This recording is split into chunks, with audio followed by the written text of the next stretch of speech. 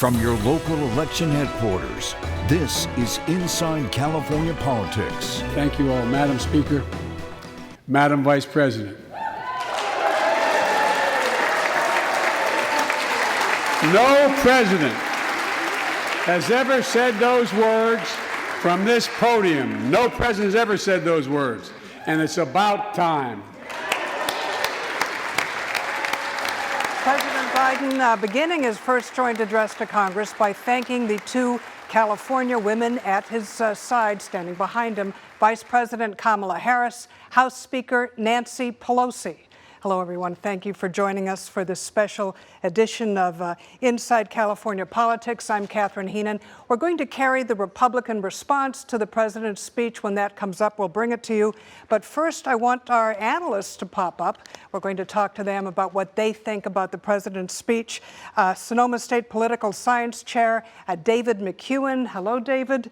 And Bay Area Vice Chair of the California GOP, Jonathan Madison, also a partner at Madison firm, at the Madison law firm, and former senior advisor to Nancy Pelosi, Michael Yaki. Okay, gentlemen, the president eating into our time, so let's get right to this. It was an unusual address in many ways. What did the president hope to accomplish, and did this work for him? David, I'm going to start with you.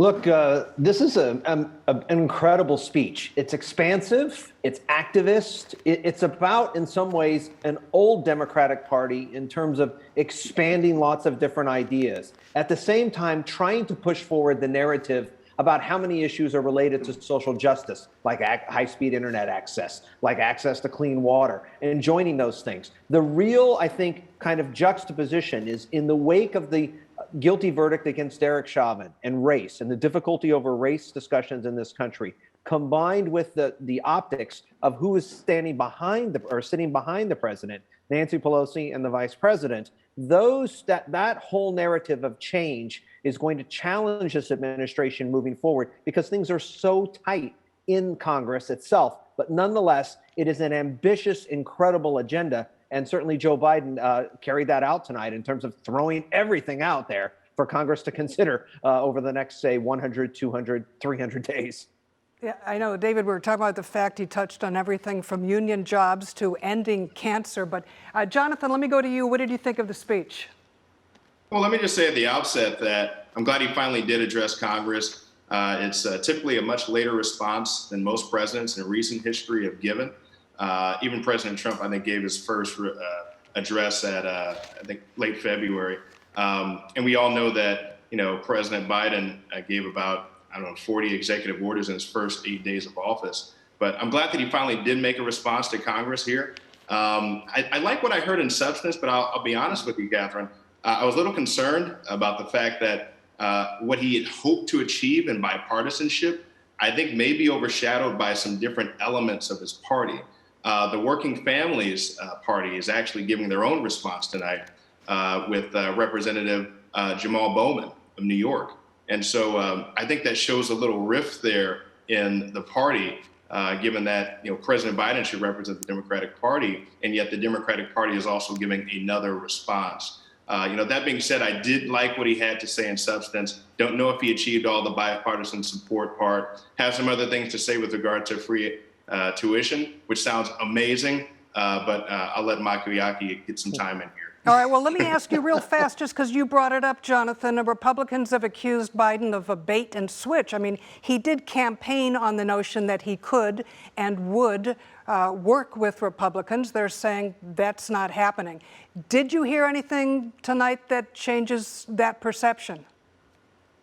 Well, I heard a number of things tonight where he did reference and say, I'm willing to work with all sides, anybody who has an opinion, which is what you hear every president say, to be honest, So I don't know that I heard anything tonight that would change that perception. Sounds great in substance, but like all presidents, you just have to wait and see. All right, Michael Yaki, your turn. What did you think of the speech? What's interesting, this is a president who many people characterize, and in fact, he even said that he was a transitional figure. But I don't think that they figured out that the transition was back to the New Deal.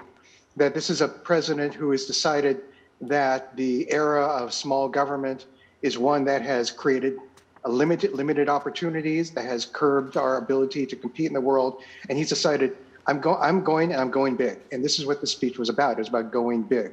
And what's interesting is that he is a Democratic president, but he was talking to the American people, as he should. But he was talking to the American people in a way that I think people underestimate. He has 60% support. He has the majority of independents in this country supporting what he's doing. And when he says bipartisan, he means bipartisan with a little b, as in the American people. But he made it very clear. He wants to reach out. He wants to work with people across the aisle. But he also understands that we need to get things done. And that's what this speech was about. It was about, let's get these things done. And I think these ideas will resonate with the American people. Heck, they even resonated with Jonathan tonight, so that's a good thing. All right, but he would be moving the goalposts, gentlemen. I mean, his proposals represent what would be a major, probably permanent change in the role of federal government. And there are programs, including the child care, most other family-related programs, generally dealt with at the local level. So some are even suggesting that this is approaching the same league as Social Security and Medicare. David. Yeah, Catherine, I think that most of what he's putting forward, I mean, they're very close readers of the polls here. Most of these major initiatives have at least 60% support by most Americans. And so that is base plus. That's Democrats plus a large measure of independents to get there. That means they're going to negotiate hard with Republicans, but they're willing to set the bar way up here and then make Republicans kind of come up to where they're at in a higher place. If you put together the $5 trillion that have already been passed by this Congress or previous Congress to address COVID, and the $4 to $5 trillion that the Biden administration is proposing overall, that is an incredibly high number of the national deficit. However, it's also the New Deal, the Great Society rolled into the 21st century and would make Joe Biden a fantastically incredible achiever of a president. It would put him in the league with people like FDR if they were able to accomplish this. The problem is going to be getting any Republican votes, as Jonathan and Michael know. All right, Jonathan, on that note, getting any Republican votes, what do you think? It's going to be tough here. I have to tell you, even though what he said tonight sounded great in substance to probably most people, I think the methods and the ways and the means to which he gets there is going to be problematic for a lot of viewpoints, particularly conservatives. I'll give you two brief examples. His increase in corporate taxes goes from 21% to 28%. Sounds, okay for people that think about Amazon and Apple and a lot of big corporate entities. But what about the small businesses? What about the small mom and pop shops that are characterized as corporations with their businesses? That's going to be a big tax burden on those families. I also think about the free tuition. Sounds great, particularly with regard to community colleges. However, we don't want to incentivize state schools to increase tuition. And at this point, most of the legislation coming from Democrats, particularly that of Bernie Sanders, is structured in such a way that it's going to give a bailout to state schools that increase their tuition, and it's going to penalize schools that give more affordable tuition. And I don't think we should be incentivizing anyone to do that, and particularly not incentivizing American families and their tax dollars to incentivize such logic. So with that, those are just some of the concerns, but it mirrors a lot more of what he had to say.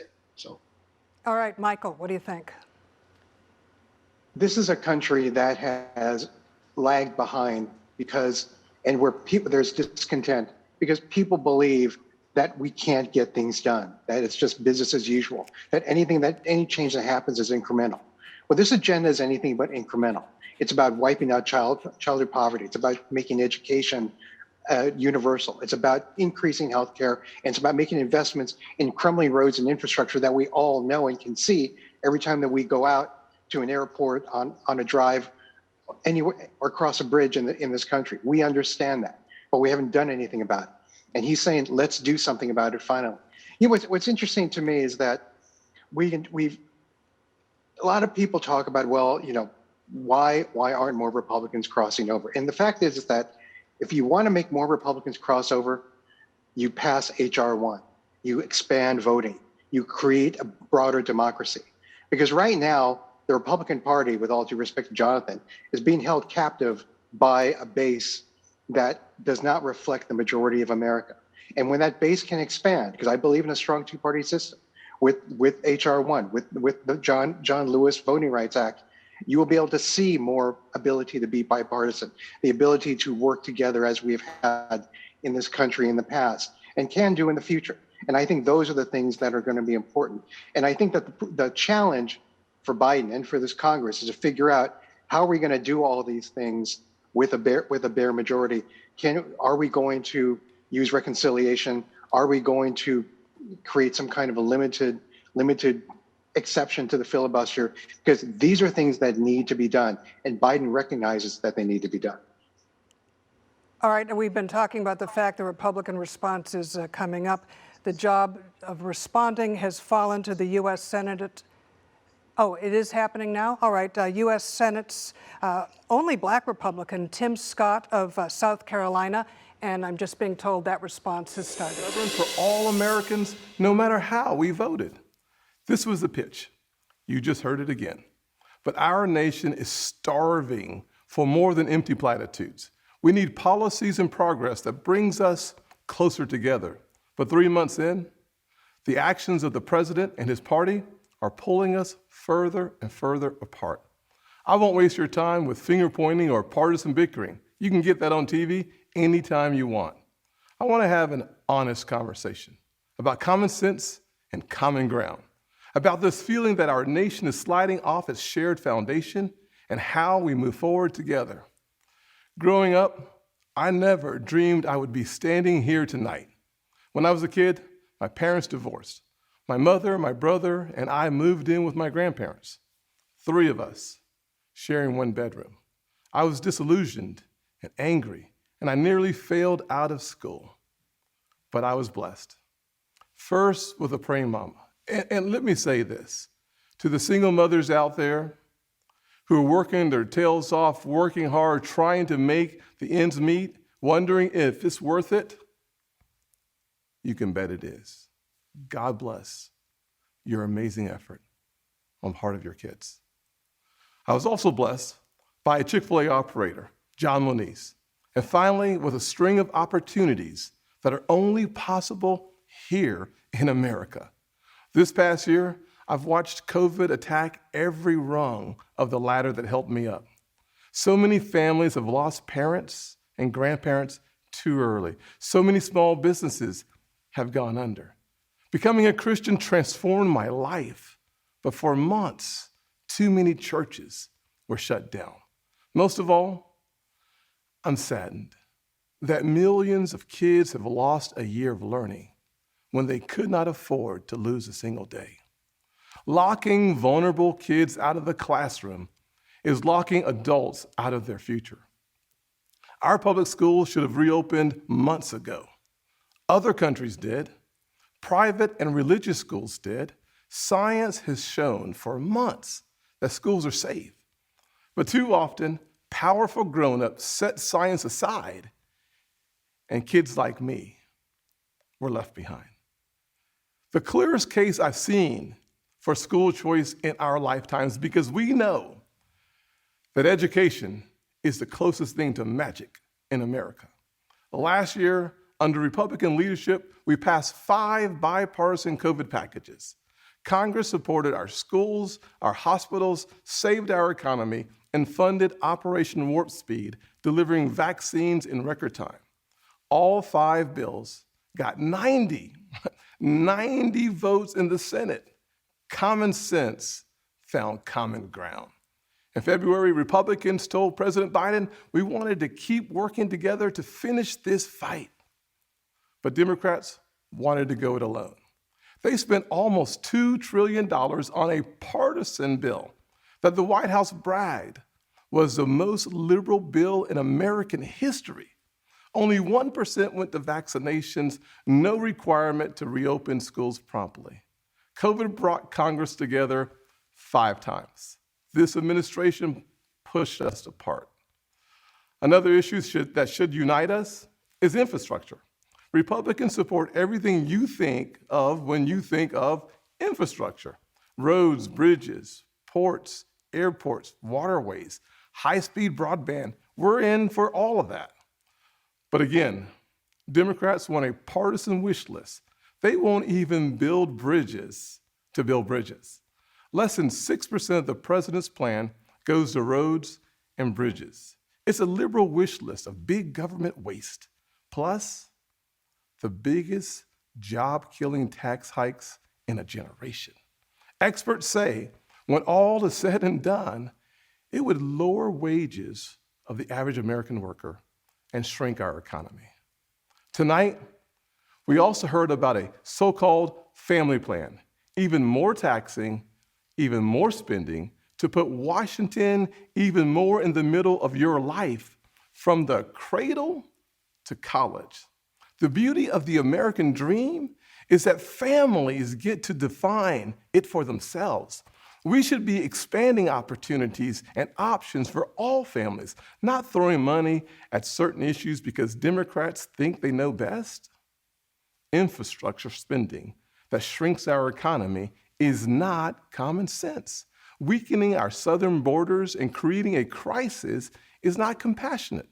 The president is also abandoning principles he's held for decades. Now he says your tax dollars should fund abortions.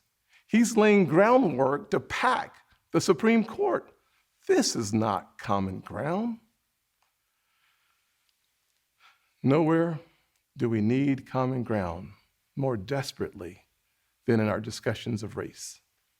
I have experienced the pain of discrimination. I know what it feels like to be pulled over for no reason, to be followed around the store while I'm shopping. I remember every morning at the kitchen table, my grandfather would open the newspaper and read it, I thought. But later I realized he had never learned to read it. He just wanted to set the right example. I've also experienced a different kind of intolerance. I get called Uncle Tom and the N-word by progressives, by liberals. Just last week, a national newspaper suggested my family's poverty was actually privilege because a relative owned land generations before my time. Believe me, I know firsthand our healing is not finished. In 2015, after the shooting of Walter Scott, I wrote a bill to fund body cameras. Last year, after the deaths of Breonna Taylor and George Floyd, I built an even bigger police reform proposal. But my Democratic colleagues blocked it. I extended an olive branch. I offered amendments, but Democrats used a filibuster to block the debate from even happening. My friends across the aisle seemed to want the issue more than they wanted a solution. But I'm still working. I'm hopeful that this will be different. When America comes together, we've made tremendous progress, but powerful forces want to pull us apart. 100 years ago, kids in classrooms were taught the color of their skin was their most important characteristic. And if they looked a certain way, they were inferior. Today, kids are being taught that the color of their skin defines them again. And if they look a certain way, they're an oppressor. From colleges to corporations to our culture, people are making money and gaining power by pretending we haven't made any progress at all, by doubling down on the divisions we've worked so hard to heal. You know this stuff is wrong. Hear me clearly. America is not a racist country. It's backwards to fight discrimination with different types of discrimination, and it's wrong to try to use our painful past to dishonestly shut down debates in the present. I'm an African American who's voted in the South my entire life. I take voting rights personally. Republicans support making it easier to vote and harder to cheat, and so do the voters.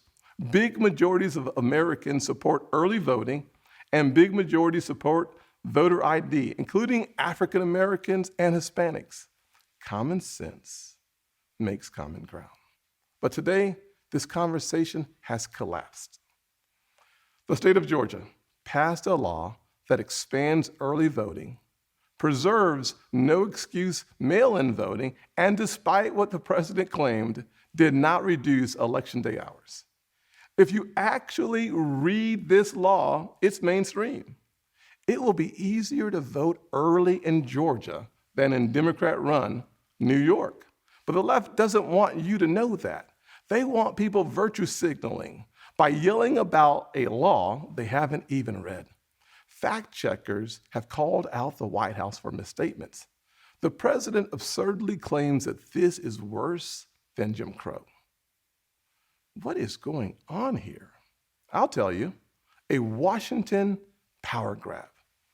This misplaced outrage is supposed to justify Democrats' new sweeping bill that would take over elections for all 50 states. It would send public funds to political campaigns you disagree with and make the bipartisan Federal Elections Commission partisan. This is not about civil rights or our racial past.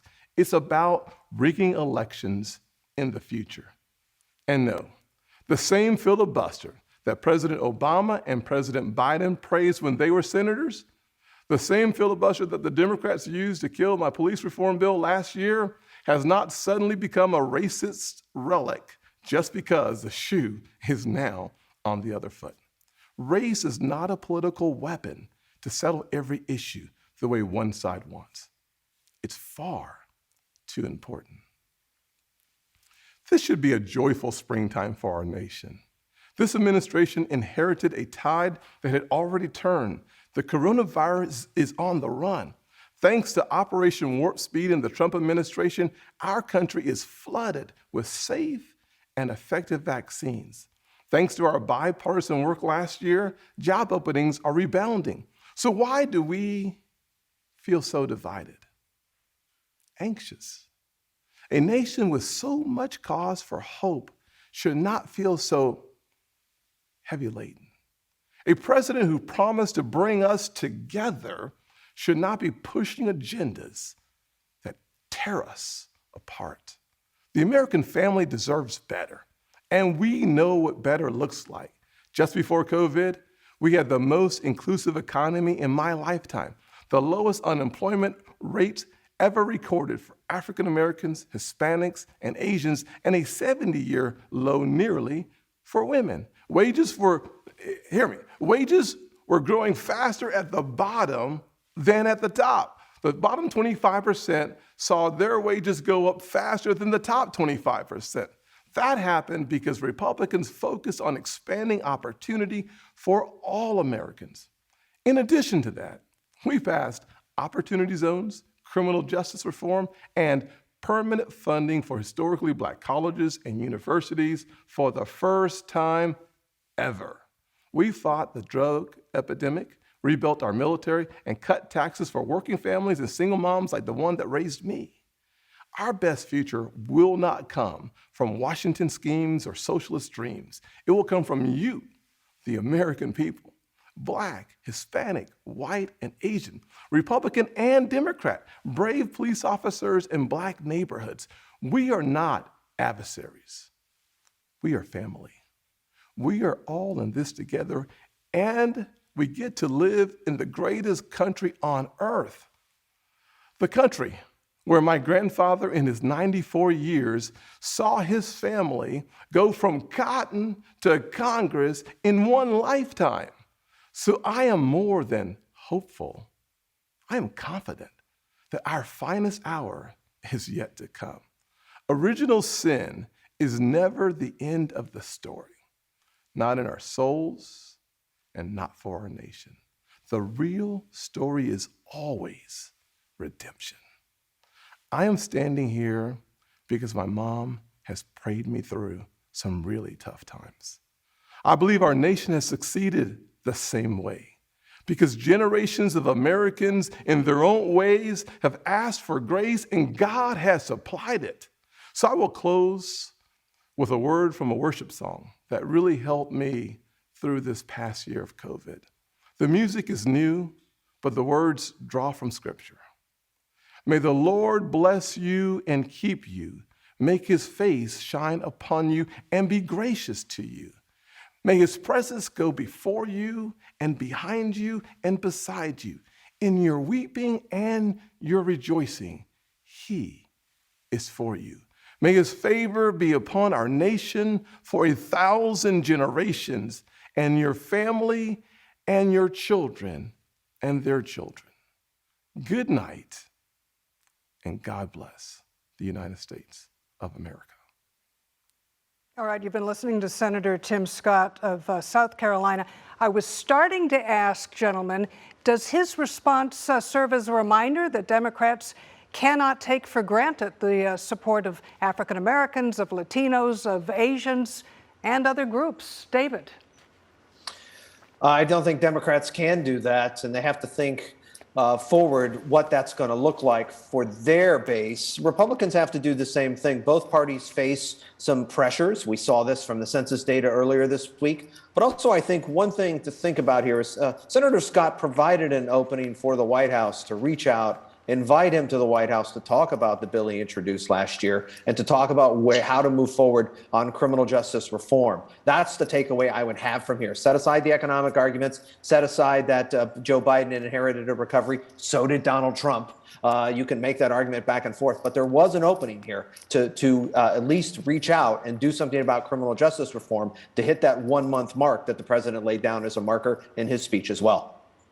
Jonathan? I mean, personally, as an African-American male and as a conservative, one thing in this speech stood out to me more than other things, and that's the fact that, one, the senator talked about his personal experience and his adversarial, encounters with police. But more than that, he actually expanded on something that had happened when he tried to champion police reform legislation, aimed to address that circumstance, aimed to address circumstances that lead to people like George Floyd, dying as a result of police brutality. And I got to tell you, Catherine, it's a problem when the names on legislation are far more important than the people that the legislation is intended to address. It's a problem when the fact that you're a Republican means that Democrats or the party in power will not sponsor the legislation or work with you on it. This is a thorn in the side, I'd say. This is bad policy. This is bad not only for parties, it's bad for the American people. When it becomes more important who's right than what's right, we have a real problem to address. Michael? I think Senator Tim Scott had to walk a very tight line tonight. And I think it's unfortunate because he's someone who I think really could embody what I would hope to be a newer Republican Party, someone who understands the problems and the oppression of racism, someone who is working right now at the White House on overhauling police reform, and someone who I think has a lot of good instincts. But tonight he had to deliver on behalf of the Republicans.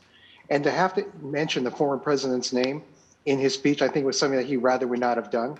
I think that the fact that they're having to play total defense in these remarks about how the nation is going or where it could have been is emblematic of, I think, the difficulty that the Republicans do face. But I hope that individuals like Tim Scott, Mitt Romney, Liz Cheney, others will see that there is a different kind of Republican Party that can emerge from the ashes of January 6th. And this is something where, again, I think Joe Biden was putting that message out there, that bipartisan with a little b, that Americans of all political stripes can work together and come together on behalf of the values that have shaped and formed this nation. And I think this is something that I think, unfortunately, we didn't see that in Tim Scott's speech today on behalf of the Republican Party. But I think we'll see more of that in terms of Tim Scott's behavior and voting in the United States Senate. We're kind of running out of time, but let me just get a real quick answer from each of you, like 30 seconds. President Biden is 78. He's always been an exuberant, if not always polished speaker. How did he seem to you tonight, David?